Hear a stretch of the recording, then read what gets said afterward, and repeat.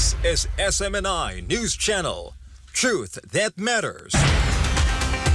Good evening, Philippines, and good day, world. It's Wednesday, November 22nd, 2023, and you're watching Newsline World. I'm Sarah Santos, and we will bring you the top stories we've gathered from all over the world. Pastor Apollo Sikibuloy said that people still love the Duterte brand of leadership. This comes amid the former president's possible return to the political arena if Vice President Sara Duterte gets impeached. Israel and Hamas have reached a temporary trade that involves freeing some hostages in exchange for Palestinians imprisoned in Israeli jails. After multiple tries, North Korea has successfully launched its first spy satellite, which drew condemnation from Japan. India has decided to resume its e-visa services for Canadians following a diplomatic spat between New Delhi and Ottawa. And Brazil recorded its hottest temperature ever during an unprecedented spring heat wave. These and more for tonight's edition of Newsline World. And for our first news, Pastor Apollo Sikibuloy gave his statement on Russia's recent move involving the LGBTQ international movement. For more details, here's my report. Well, when any kind of movement, not only the LGBTQ, any kind of movement that will disrupt national unity should be banned. Any activity, not only LGBTQ activities. This was the response of Pastor Apollo Sikibuloy in his program Spotlight Wednesday, November 22nd, in relation to the Russian Justice Ministry's legal bid to declare the LGBTQ international movement as an extremist group. According to Russia's Justice Ministry, the said group is showing signs and manifestation of extremist nature, including incitement of social and religious discord. The Russian government defended the said move as LGBTQ activism was seen as part of an attack by the West on traditional Russian values. Meanwhile, for Pastor Apollo, the activities of the LGBTQ international movement divides a country as it destroys national unity. The good pastor added that the said group should just continue with their activities without destroying a nation's unity. The LGBTQ activities seem to really divide the nation of where it is in unity right now. So, given the perspective of Russia, the way it is being governed right now, they cannot afford to have disunity in Russia. And, you know, seeing how the West has really sexualize the genders, separate them, and see Russia is very strict about that. Even some African countries are very strict about that in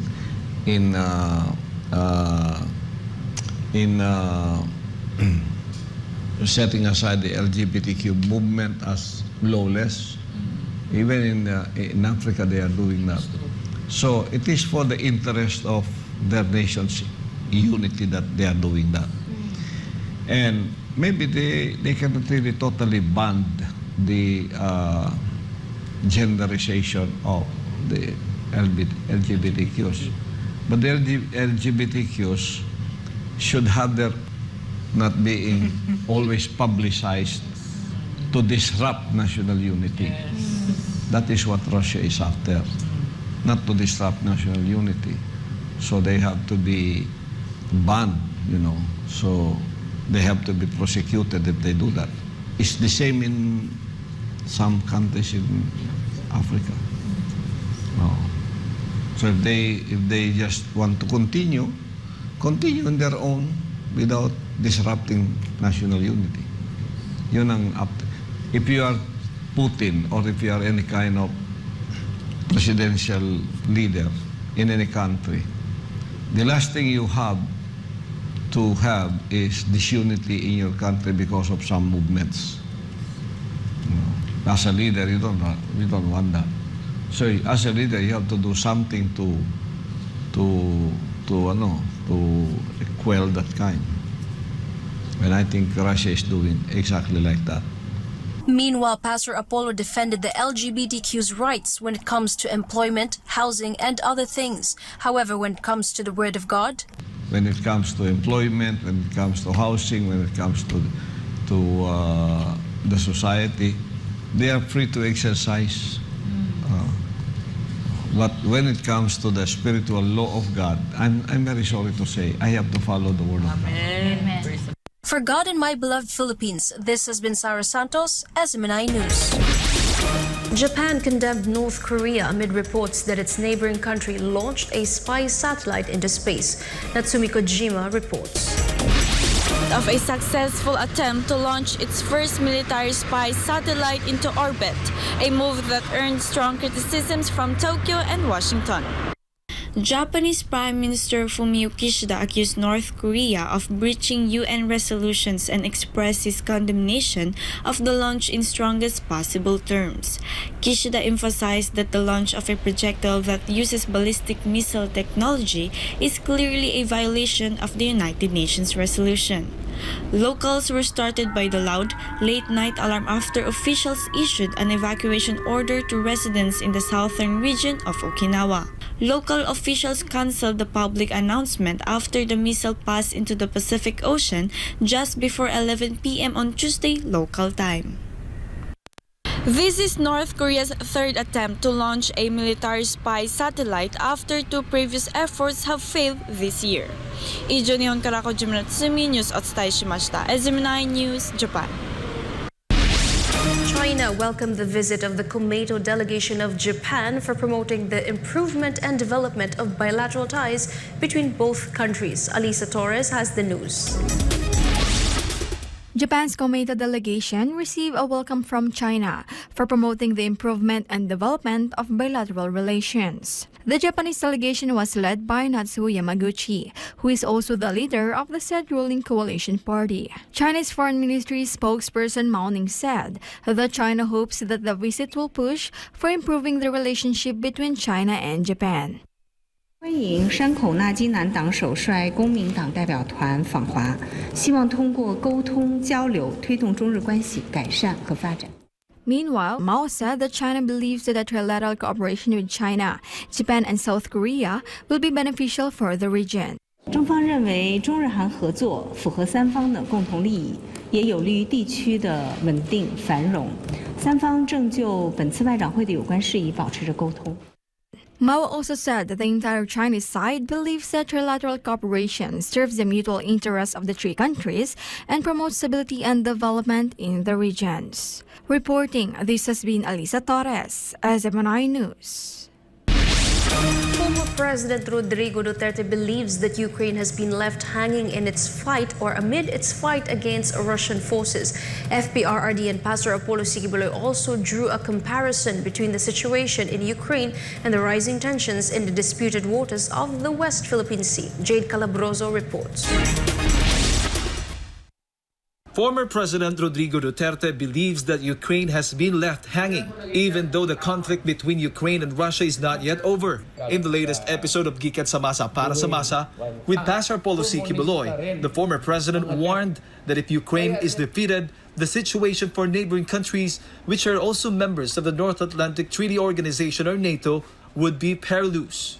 Alam mo, si Putin naman, ninenervyos kasi Ukraine and Russia nakadikit yan. Yeah. It's just a thin line boundary. Oh. Kagaya ng ating China Sea dyan pati ano. So, in his maybe insecurity na talagang ano, or just also to challenge the might of the Americans, he purposely invaded Ukraine. Now, Ukraine was helped by America early on sa itong panggulong ito. Kasi sila rin yung nag-udyok eh. Join NATO. Nag-init itong si Putin. Ngayon, sinusuportahan nila. To recall, on November 16, Ukrainian President Volodymyr Zelensky admitted that his country has received fewer artillery rounds since the outbreak of the war between Israel and Hamas on October 7. According to Zelensky, the competition for receiving munitions from the U.S. has intensified between Ukraine and Israel. On November 18, Zelensky's presidential aide, Mikhailo Podolyak, complained about the slow delivery of Western weapons and admitted that Ukraine's counteroffensive operations against Russia is probably not proceeding to the extent or at the speed they would like. Meanwhile, the U.S. Congress has failed to advance discussions on a new funding bill for Ukraine. Ngayon, suddenly, in the thick of the fight, or pag ano na season na ang sitwasyon sa Ukraine, pati, parang nagbigla na lang ang Amerika, wala kaming budget na. For anybody, for that matter, wala na kami. Basta, so, naiwan sa area ngayon ang Ukraine. Ukraine has to fight and finance the war. I don't know from what source. Sana tulungan sila ng European countries. But if Ukraine falls, then Poland, Finland, doon sa Scandinavian countries, medyo delikado sila. Meanwhile, the situation in Ukraine is compared to the tension brewing in the West Philippine Sea. And due to the ongoing global turmoil, former President Duterte believes that the United States cannot be relied upon in case a conflict breaks out. So, itong Amerika, well, hindi naman pretend kasi talagang gumagastos, pero at what time would they abandon you? That is the problem. So you cannot rely. Kaya nitong nag-usap na si Biden pati si Jinping. Pagka nagkagulo dito, can we call upon the America forces to join the fray here? Yan ang problema. Nagkasundo na Dahil sabihin naman ng Amerika, maliit na bagay yan, boundary lang yan. Bakit kami may kaalam? Magkaibigan na kami. No? Yan ang problema. That is how it's playing. How life makes it turn around. Pare sa Ukraine. Careful ka talaga ka dyan. Meanwhile, Pastor Apollo C. Kibuloy praised the foreign policy of former President Duterte towards China and again compared the diplomacy of the Philippines and the United States with that of China. So, in your administration, you made a very wise move to not agitate or anything that will exacerbate the trouble. Naging kaibigan pa natin si Xi Jinping. At it has become a blessing to us na ngayon dinedemonize nitong mga ibang mga leader natin. Yung iba naman, tulad kay Biden, when Xi Jinping went to attend the APEC, royal welcome sa Amerika. Governor Newsom of California, napaka-royal welcome kay Xi Jinping. Si President Biden, ninvite siya silang dalawa. Ito namang sa atin, we are making a belligerent move against China and Xi Jinping. So, ito nga yung laro ng geopolitics. Meanwhile, former President Duterte has a message for President Bongbong Marcos regarding the issue in the West Philippine Sea. Mr. President, if you want your citizens to fish there, go ahead. Yung maraming mga isda dyan Malawak yung Pilipino, mga isda rin. Paano lang? Walang away. Because what is on the other side of the table? So what? We simply cannot afford it. So, manggaling talaga sa atin at kung baba. Kaya istorya lang. It can be remembered that PBBM and Chinese President Xi Jinping met on the sidelines of the APEC summit, where the two presidents agreed that the problems regarding South China Sea should not be the defining element of the relationship between the Philippines and China. For God and my beloved Philippines, this has been Jade Calabroso, SMNA News. In other news, Brazil has recorded its hottest temperature in nearly 20 years as the country struggles with extreme heat wave. Natalia Prada will give us the details live. Natalia? Yes, Sarah, this week's heat wave exceeds the previous record set in November 2005 in the city of Bom Jesus by a few points. Temperature in the small city of Aruaçu hit 112.6 Fahrenheit and broke the previous record of 112.4 Fahrenheit in 2005. The extreme heat wave has endangered lives, caused power outages, threatened crops, and worsened the drought in the Amazon. Famous singer-songwriter Taylor Swift was forced to postpone Eras Tour concert in Rio de Janeiro on Saturday after a 23-year-old fan died due to the extreme heat. Moreover, parts of Pantanal, the world's largest tropical wetland found in Brazil, have been burning for weeks now, with 3,380 fires detected in the first 70 days of November. Brazil has recorded its 8th heat wave this year.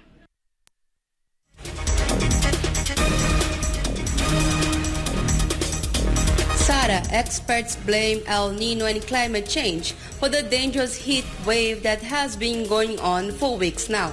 Back to you, Sarah. Thank you, Natalia, for that live report. Meanwhile, the death toll from the ongoing Palestine-Israel conflict has exceeded 15,500 as the war grinds on. The death toll in the Gaza Strip has surpassed 14,000 since the current Israel-Hamas conflict broke out on October 7, as said by the Hamas-run government media office. According to Ismail Al-Tawabta, Director General of the media office, among the killed Palestinians were 5,840 children and 3,920 women, while more than 33,000 others were injured. The number of missing persons has surpassed 6,800, and this includes 4,500 children and women under the rubble of buildings destroyed in Israeli attacks.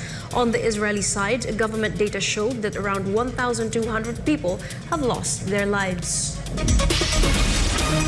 Meanwhile, the government of Israel has voted to accept a deal for a temporary ceasefire in Gaza. And during this time, some hostages held by Hamas will be released in exchange for Palestinian prisoners held in Israeli jails. Jane Ganita reports. The Israeli side agreed to release Palestinian prisoners and allow more humanitarian aid to enter the besieged enclave in exchange for Hamas to release hostages, as stated by Israeli Prime Minister Benjamin Netanyahu's office. Under the deal, at least 50 hostages, mainly children and women, would be freed in exchange for the release of about 115 Palestinian prisoners from Israeli prisons. Meanwhile, Hamas confirmed the 4-day ceasefire agreement with Israel on Wednesday under a Qatari-Egyptian mediation after 46 days of bloody conflict in the besieged coastal enclave. According to the Israeli government, during the 4-day ceasefire, the Palestinian personnel can move freely along the Salahuddin Highway, an area that runs through the north and south of the Gaza Strip. Hundreds of trucks loaded with humanitarian aid, medicine, and fuel will also be allowed to enter all areas of the Gaza Strip. To recall, earlier on Tuesday, Netanyahu asked his government to support the deal to secure the release of all hostages. Netanyahu said that this was a difficult decision to take, but also the right thing to do. עכשיו לפנינו הערב החלטה קשה, אבל היא ההחלטה הנכונה. כל גורמי הביטחון תומכים בה באופן מלא. הם הבהירו במלוא הערכתם המקצועית שביטחון כוחותינו יובטח בימי הפוגה ושהמאמץ המודיעיני יישמר בימים אלה. הם הבהירו שהמאמץ המלחמתי לא רק שלא ייפגע, אלא להפך. הדבר יאפשר לצה"ל להיערך להמשך הלחימה. ואני מבקש להעביר כאן שוב. המלחמה נמשכת, המלחמה תימשך עד שנשיג את כל יעדינו. לחסל את החמאס, להשיב את כל חטופינו, ולהבטיח שביום אחרי החמאס, עזה לא תאיים יותר על ישראל, לא יהיה בה שום גורם שתומך בטרור, שמחנך את ילדיו לטרור, ושמאיים על מדינת ישראל. בעזרת השם נעשה ונצליח, ויחד ננצח. To recall, Hamas took over 240 hostages, including elderly people and children, during the unprecedented October 7 attack on Israel. Reporting, this has been Jane Cognita, SMNI News. The United Arab Emirates plans to launch a series of highly accurate radar satellites starting in 2026. Grateru Omori has the news. The UAE has taken another significant leap in the nation's space capabilities through its latest radar project at a time when the oil-rich Gulf state is committed to pursuing its space ambitions. Sheikh Khalid bin Mohammed bin Zayed Al Nahyan, Crown Prince of Abu Dhabi, and Sheikh Hamdan bin Mohammed bin Rashid Al Maktoum, Crown Prince of Dubai, oversaw the execution phase of the radar satellite constellation project known as the SURB program. The satellite project will support the UAE's efforts to find solutions to climate change challenges and environmental sustainability, contribute to urban development, integrate efforts to tackle natural disasters, and support food security challenges. The country aims to launch its first satellite sometime in 2026 under the SURB program. In October 2018, the Global marked a new era in global space exploration when it launched Khalifa-Sat, the country's first satellite built from scratch. The UAE also announced plans to explore the Moon, Mars, and asteroid belt in the next 5 years. According to the Abu Dhabi Crown Prince, the initiative is part of the UAE's ambitious vision to become a global hub for manufacturing and operating satellites. Reporting from Dubai, this has been Gratero Omori, SMNI News, United Arab Emirates. Lawmakers of South Africa voted to suspend ties with Israel and close its embassy there as tensions increase between the two countries over Israeli strikes on Gaza. Aliza Torres reports. South African lawmakers voted decisively on Tuesday to close the Israeli embassy in Pretoria and suspend all diplomatic relations with Israel until a ceasefire is reached in the current conflict between Israel and Hamas. The resolution, adopted by a margin of 248 to 91, comes as tensions continue to rise in the region. The move coincided with a bilateral agreement releasing hostages and prisoners, including a 4-day Gaza truce. The symbolic resolution awaits action from President Ramaphosa's government. The Israeli ambassador in Pretoria was recalled ahead of the vote. It can be noted that the action was introduced by Economic Freedom Fighters, the left-wing opposition party in South Africa, and was backed by the ruling African National Congress. The pro-Israel Democratic Alliance, meanwhile, opposed the resolution. To recall, BRICS leaders held a virtual emergency summit to discuss the Israel-Hamas war but failed to reach a joint declaration due to time constraints. Meanwhile, South African President Ramaphosa emphasized the call for restraint and a peaceful resolution. He also welcomed the 4-day humanitarian pause in Gaza. Reporting, this has been Alisa Torres, SMNI News.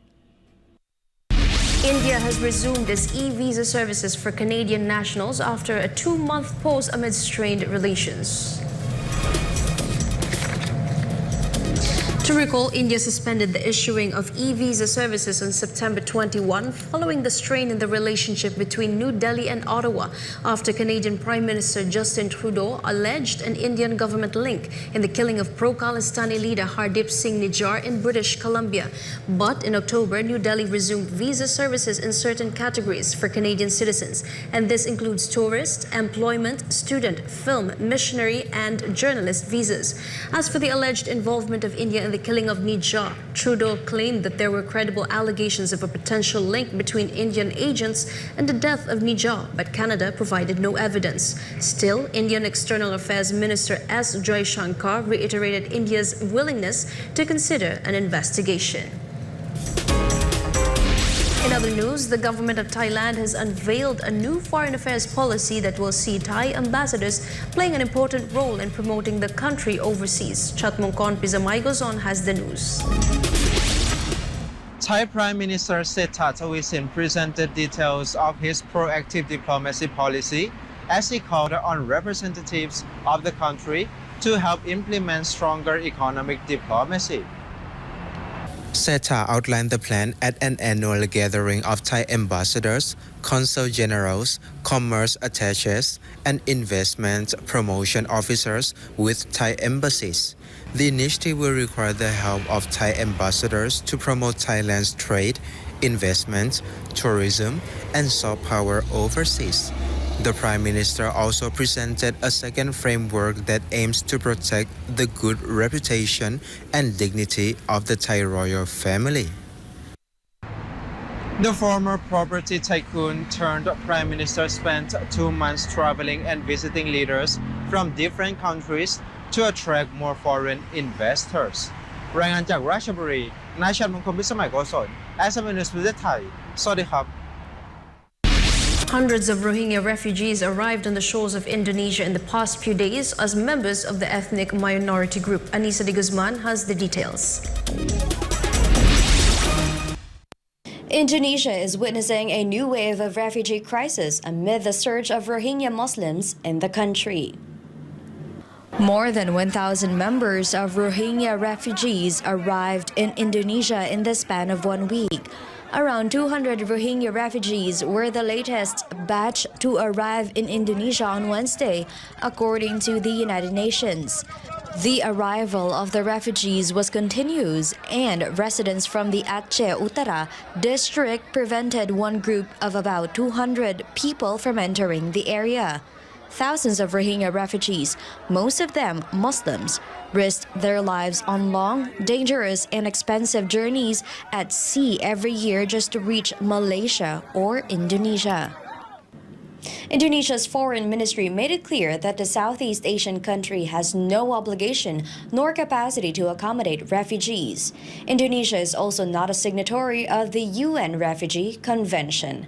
Disha Anissa de Guzman, Ranganchak Kuntep Mahanakon, SMN News, Pratatay, Sawadika. The CEO of Binance, Changpeng Zhao, resigned after pleading guilty to money laundering. He is so far the most influential figure in the crypto industry to pay a fine of $50 million. Justine Nazario tells us more. Changpeng Zhao, founder and CEO of Binance, has stepped down after admitting guilty to violating U.S. anti-money laundering laws. Zhao, also known as CZ, is a Chinese-born Canadian businessman. In 2017, he founded Binance, a cryptocurrency exchange that gained huge popularity because of its low trading fees and user-friendly interface. But now, Zhao is facing a $50 million fine and a 3-year ban from managerial roles within the company. The U.S. Justice Department has revealed that Binance, the company, will pay $4.3 billion in fines and restitution with the appointment of a monitor. Meanwhile, Zhao may face an 18-month prison sentence, the maximum under federal guidelines. It was Zhao who made the announcement of his resignation via X, in which he admitted his mistakes and introduced Richard Tang as the new CEO of Binance. Richard Tang, Binance's former global head of regional markets, has been appointed as the new CEO. Tang is the former global head of regional markets at Binance. The crypto industry awaits the impact of these developments on Binance operations and the broader regulatory landscape. Reporting for Newsline World, this is Justine Nazario, SMNI News. More Australians were able to leave Gaza via the Rafah border crossing within the past 48 hours. Devi Suarez has the report. 67 Australians, permanent residents and their family members have crossed the Rafah border crossing overnight. Foreign Affairs Minister Penny Wong confirmed that the second batch of Australians left the war-torn enclave on Tuesday night. Wong reiterated the government's call for a ceasefire and the implementation of a two-state solution. We have also said that we want to see the next steps towards a sustainable ceasefire, but that it could not be one-sided. And I again reiterate that a long-term enduring peace requires a two-state solution, with Israelis and Palestinians living securely and prosperously within internationally recognised borders. Australia has been working with countries that have influence in the region to help protect and support civilians, to help prevent the conflict from spreading, and to reinforce the need for the just and enduring peace that all of us want. The first batch, which involved 20 Australian nationals, left the besieged territory in early November after getting trapped for 3 weeks. The Rafah border crossing, which serves as a sole crossing point between Egypt and the Gaza Strip, has opened for the first time in early November since Hamas launched a surprise attack on October 7. More than 500 foreign nationals and dual citizens were allowed to leave the Palestinian territory, including the sick and wounded. The second batch of Australians left the war-torn enclave as Israel and Hamas agreed to pause their fighting in Gaza in exchange for the release of 50 hostages. Reporting from New South Wales, this is Devi Suarez, SMNI News, Australia. Pastor Apollo Sikibuloy believes that some lawmakers are afraid of the possible return of former President Rodrigo Duterte in the political arena. This comes as some of them are urging the government to give the International Criminal Court, or ICC, a chance to investigate the war on drugs issue. Carlo de la Peña reports. They are afraid that Duterte will run as senator or even vice president. This was Pastor Apollo Sikibuloy's remarks as some lawmakers in the Congress are urging the International Criminal Court to intervene by launching an investigation on the anti-illegal drugs campaign of former President Rodrigo Duterte. Pastor Apollo pointed out that the fear of some lawmakers stems from Duterte's challenge to open and publicize the expenditure book of the Congress, and this is why they are making steps to stop FPRRD from returning to power. Very afraid because hinamon niya sila na ipakita ang libro ng Congress, how the money is being spent. Until now, hindi nila napakita.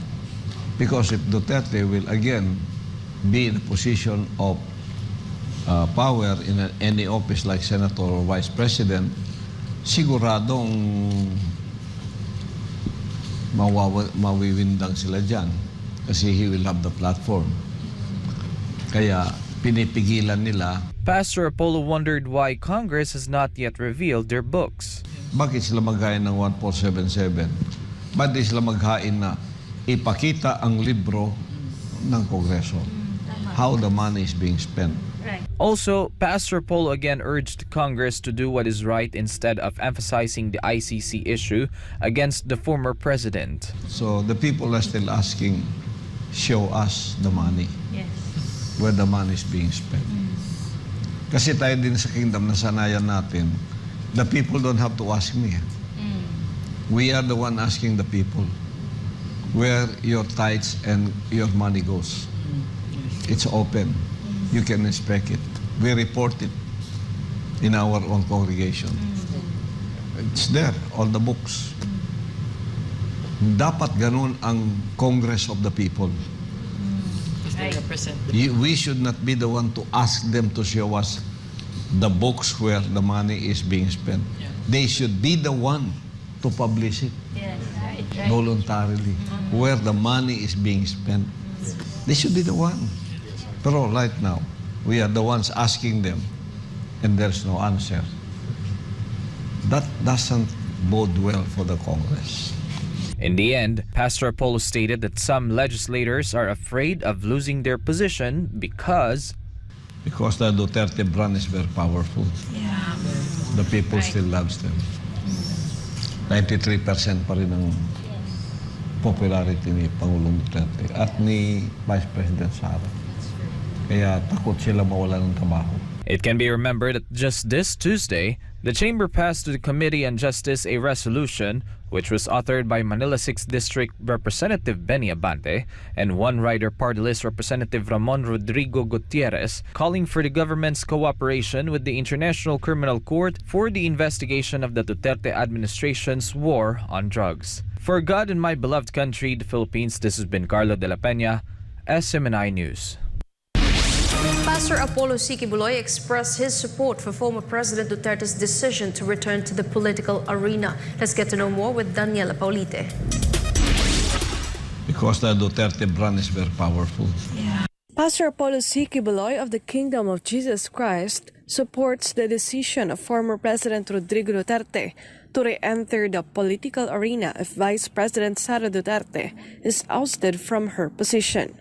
To recall, in the recent episode of Gikan sa Masa para sa Masa, Duterte mentioned that he might be compelled to return to politics if his daughter, Vice President Sara Duterte, is removed from office amid the ongoing impeachment plans by some congressmen against her. In his Spotlight program aired on Wednesday, Pastor Apollo emphasized that the Philippines still needs someone like former President Duterte who has a strong leadership. Well, yung dinadalangin natin.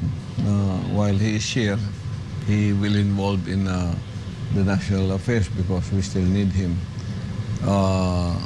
Because he's a good leader. He's a very strong, good leader. And he's good for the stability of our country, that we can stand and be strong in all ways. So 100% talaga support ko sa kanya. The good pastor also shared that qualities that he wants to see in a leader of the country. Anyone who wants to become president, the only thing I would like to see in them is their ambition, the state of mind of their ambition to make this country great, to make this country beautiful, to make this country as we want it to be, or just to amass for themselves money, power, and corruption.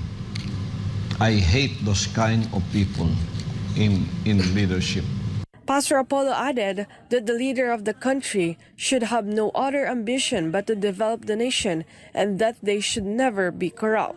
So we need incorruptible people in that highest position, which has no ambition but to make this country great, beautiful, prosperous, economical, and peaceful. Yun ang gusto natin. Nothing should be attributed to you, money or material things. Property, bahay, sasakyan. Should not be you should not own it. That should be known in your name. It should be for the country. Meanwhile, Vice President Sara said that the Duterte family supports the decision of former President Rodrigo Duterte when it comes to politics. For God and my beloved country, this has been Daniela Paulite, SMNI News.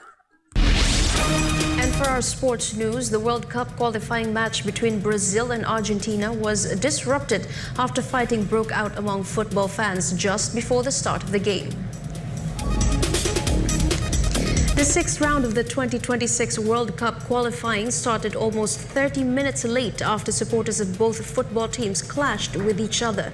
The brawl among fans started during the performance of the national anthems. One fan was injured and needed to be assisted away from the stadium using a stretcher, while police officers were forced to intervene. Argentine players told their Brazilian rivals that they would only return to the pitch after the tension was resolved. In the end, Argentina, led by their captain Lionel Messi, defeated Brazil with a score of 1-0 in the World Cup qualifying match.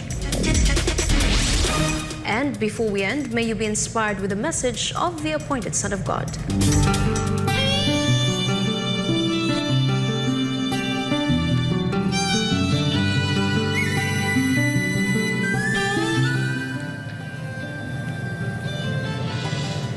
This ministry is the hope of the world for peace, for prosperity, for the lasting peace that should happen.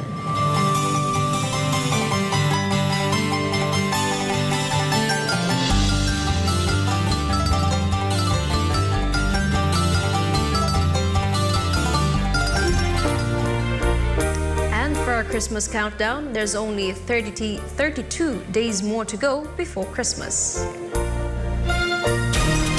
And that's all for today's edition of Newsline World. For more news update, you may visit SMNINewsChannel.com or follow us on our official social media accounts on Rumble, Facebook, and Twitter. For God and my beloved country, the Philippines, I'm Sarah Santos. Thank you for watching Newsline World, and thank you to our beloved pastor, Pastor Apollo Sikibuloy, for the opportunity to be a part of this program. May you continue to listen on SMNI as it delivers nothing but fair, truthful, and balanced news, because SMNI is your source of credible news.